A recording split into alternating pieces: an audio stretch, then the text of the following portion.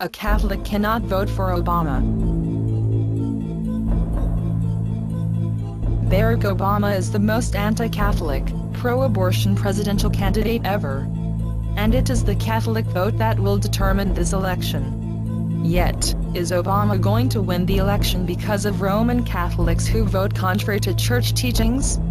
In 2007, Barack Obama pledged that, in his first act as president, he will sign the Freedom of Choice Act, which would cancel every federal, state or local regulation or restriction on abortion. Well, the first thing I'd do as president is sign the Freedom of Choice Act.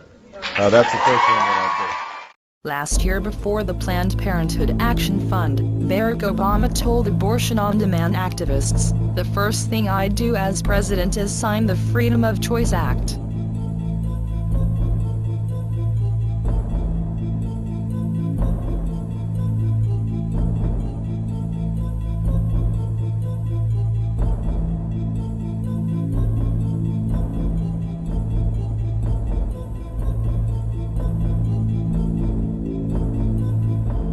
With a single stroke of the pen, the so-called Freedom of Choice Act would essentially wipe away virtually every state law that limits abortion, nationwide, allowing abortion on demand in all 9 months of pregnancy for any reason and without any restrictions.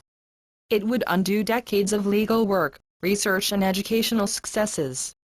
It would invalidate all of the major types of pro-life laws that have been upheld by the Supreme Court in the decades since Roe v. Wade.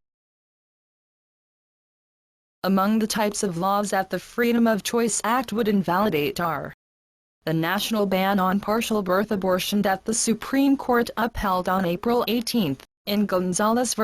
Carhart, the Hyde Amendment, which prohibits most federal funding of abortion, and the laws of many states that restrict state funding of abortion. Laws in effect in some jurisdictions that bar abortions in government-operated hospitals. Laws requiring parental notification or consent, or judicial authorization, before an abortion can be performed on a minor daughter.